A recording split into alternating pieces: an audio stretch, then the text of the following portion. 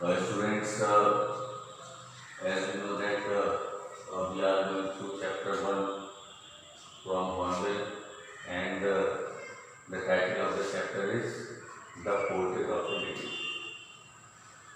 So students, this chapter is written by Khushwant Singh, and in this chapter, in the previous lectures, we have read that the author has given a wide description about his grandmother. In this chapter, we have read that the author tells us the three stages of his friendship with his grandmother. He describes three stages as well as the three phases of his relationship and his friendship with his grandmother. Students, so the author tells us that when he grew up and when he joined the university, he was given a separate room to live in the house. लेकिन बच्चों, author हमें बताता है कि जब वो बड़ा हो गया और उसे रहने के लिए घर में सेपरेट रूम दे दिया गया, तो यहाँ से जो third stage of the relationship with his grandmother है वो यहाँ से स्टार्ट है. When he grew up and joined the university, तो the author tells us I was given a room of my own. He was given a separate room to live in. कहता है उसे रहने के लिए एक separate room दे दिया गया. The common link of friendship was snapped. तो देखिए, ऑथर कहता है कि जो उसका और उसकी दादी के बीच में जो common link of friendship था, that was broken. That was now no more. अब उसकी दादी और उसके बीच में जो common link था, जैसा कि वो इससे पहले एक ही रूम में रहा करते थे, कभी कभार एक दूसरे से बात कर लिया करते थे, अब वो नहीं था. My grandmother accepted her seclusion with dedication. कहता है कि मेरी दादी माँ ने जो एकांतवास था बड़े खुशी के साथ स्वीकार कर ली.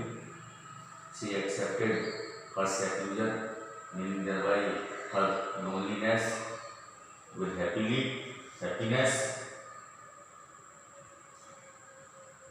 She rarely left her spinning wheel to talk to anyone, and now the grandmother engaged herself in the spinning wheel. She kept on sitting by the side of the spinning wheel, and she did not have more time to talk to anyone. और देखिए, अब कहता है मेरी दादी माँ spinning wheel के पास बैठा करती थी, चरखे के पास बैठा करती थी और सूत काटती रहती थी. From sunrise to sunset, she sat by her wheel spinning and reciting prayers. बोले सनराइज से सनसेट तक, सुबह सूर्य निकलने से और सूर्य के अस्त होने तक. From sunrise to sunset, she kept on sitting by the side of the spinning wheel and kept on spinning all the time. And she also kept on reciting prayers. देखिए, स्पिनिंग व्हील के पास बैठी रहती थी, spin करती रहती थी और prayers गाती रहती थी, प्रार्थना करती रहती थी. She is always lost in prayers, हमेशा प्रेयर में खोई रहती थी. And she always kept on moving her lips and kept on reciting inaudible prayer and kept on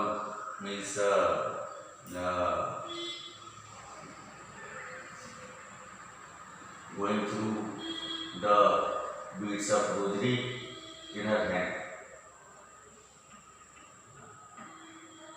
Only in the afternoon she relaxed for a while to feed the sparrows. तो देखिए, author कहता है केवल afternoon के समय, कुछ समय के लिए वो रिलैक्स हुआ करती थी, कुछ समय फ्री हुआ करती थी और वो अपने समय को स्पैरोस के साथ व्यतीत किया करती थी. Meaning thereby in the afternoon she spent her time with the sparrows, feeding them. Sparrows को गौरैयों को फीड किया करती थी, उन्हें खाने के लिए रोटी के टुकड़े दिया करती थी. So while she sat in the veranda breaking the bread into little bits, hundreds of little birds collected around her, creating a veritable diagram of children's. तो देखिए, जब आफ्टरनून वो बरामदा में आकर बैठा करती थी और रोटी के छोटे छोटे टुकड़े किया करती थी, तो in the meantime hundreds of little birds collected around her. तो इसी दौरान क्या होता था कि बहुत सारी sparrows, hundreds of sparrows collected there, सैकड़ों छोटी छोटी चिड़ियाँ स्पैरोज वहाँ पर एकत्रित हो जाया करती थी.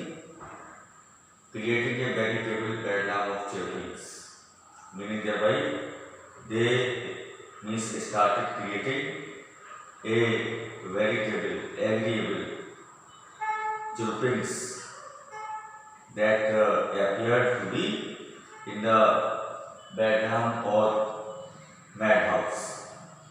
और जब ये बरामदे में बैठकर रोटी के छोटे छोटे टुकड़े किया करती थी, तो सैकड़ों छोटी छोटी चिड़ियाँ, गौरैया, स्पैरोज उनके चारों ओर एकत्र हो जाया करती थी और चिल्पिंग्स करते हुए, चीच करते हुए एक वास्तव में इतना शोर किया करती थी जितना कि पागल खाने में होता था.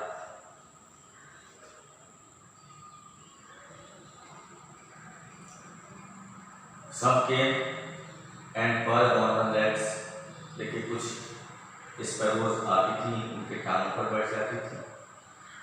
अदर्स ऑन द शोल्डर्स, कुछ उनके शोल्डर्स पे आके बैठ जाती थी, कंधे पे आके बैठ जाती थी. And some even sat on her head, and some of the sparrows even sat on her head.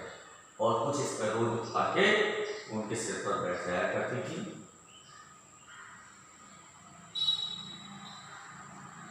She smiled but never shook them away. देखिए, वो स्माइल किया करती थी. देखिए, सारी स्पैरोज को देखकर मुस्कुराया करती थी, लेकिन उन्होंने स्पैरोज को कभी भगाया नहीं. She never shook them away from there. It used to be the happiest half hour of the day for her. और ये देखिए, उनके लिए पूरे दिन का सबसे खुशी से भरा हुआ आधे घंटे का समय हुआ करता. Now students, come to the next paragraph. When I decided to go abroad for further studies, I was sure my grandmother would be upset. अब देखिए, डॉक्टर खुशवंत सिंह कहते हैं जब मैंने अपनी फर्दर स्टडीज के लिए अब्रॉड जाने का निश्चय किया, विदेश जाने का निश्चय किया, तो the author was sure that his grandmother would be upset. तो ऑथर इस बात को सोचकर श्योर था कि when his grandmother would listen to the decision of the author, she would be upset. I would be away for 5 years. कहता है मैं 5 वर्षों तक विदेश में रहा. The author would be away for 5 years from his home in abroad, and at her age one could never tell. और उनकी एज में कोई भी नहीं बता सकता. बट माई ग्रैंडमदर को, लेकिन मेरी ग्रैंडमदर इस बात को बता सकती थी. She was not even sentimental. कहता है वो बिल्कुल सेंटिमेंटल नहीं थी. She was not at emotional. She was not emotional at all. She came to leave me at the railway station, but did not talk or show any emotion. अब देखिए, author कहता है कि when he was about to go to abroad, his grandmother came to see him off at the railway station. कहता है जब वो विदेश जा रहा था, तो उसकी रानी माँ उसे रेलवे स्टेशन पर विदाई देने आई. But did not talk or show any emotion. लेकिन उन्होंने न मुझसे बात की, न कोई इमोशंस शो किए. Her lips moved in prayer. Her mind was lost in prayer. देखिए, she kept on moving her lips in prayer and she was lost reciting the prayer. वो प्रार्थना में खोई हुई थी, प्रार्थना में अपने होठों को चला रही थी प्रार्थना करते हुए. Her fingers were busy telling the beats of her rosary. उनकी जो उंगलियां थी वो मोती की जो माला थी उसको फिराने में व्यस्त थी. Silently she kissed my forehead. अब देखिए, silently the grandmother came forward and kissed the forehead of the author. Silently कहता है चुपचाप वे आई और उन्होंने मेरे forehead माथे को किस किया. And when I left, I cherished the moist imprint as perhaps the last sign of physical contact between us. And when the author was about to go, और कहता है जब मैं जाने वाला था तो मैंने महसूस किया कि जो मेरी दादी माँ ने मेरे माथे पर प्यार दिया था, मेरे माथे पर किस किया था, तो उसका जो भीगी मॉइस्ट इम्प्रिंट था, भीगी हुई छाप थी, वो मैंने अपने माथे पर महसूस की. और ये भी महसूस किया कि perhaps that was the last physical contact between the author and his grandmother. इसने ये भी महसूस किया कि शायद उसके और ग्रैंडमदर के बीच में ये लास्ट फिजिकल कॉन्टैक्ट था. But that was not so. लेकिन ऐसा नहीं था. After 5 years I came back home and was met by her at the station. देखिए, जब मैं 5 वर्ष के बाद वापस आया तो I found that my grandmother also came to the station in order to receive me. तो मैंने पाया कि मेरी दादी माँ मुझे रिसीव करने रेलवे स्टेशन पर आई. She did not look a day older. वो एक दिन भी बूढ़ी दिखाई नहीं दी. जैसा ऑथर अपनी ग्रैंडमदर को छोड़कर गया था वैसे ही दिखाई दी. She still had no time for words. Still, she had no time to talk to me. And while she clasped me in her arms, I could hear her reciting her prayers. कहता है अभी भी उनके पास बातें करने का समय नहीं था, अभी भी उनके पास कुछ कहने का वक्त नहीं था. और जब उन्होंने मुझे अपने गले से लगाया तो मैंने उनको प्रार्थना गाते हुए सुना. When the grandmother took the author in her arms, she could listen to her reciting the prayer.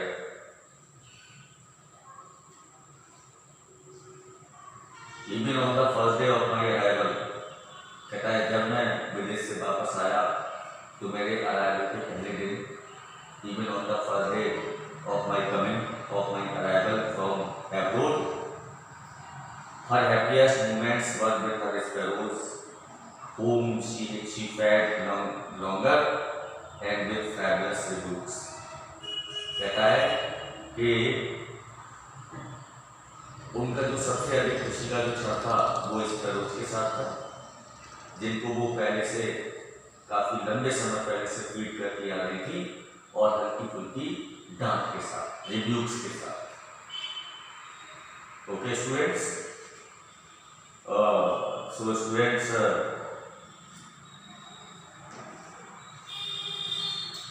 that's all for today. We shall go through the next lecture in the next video. Thank you.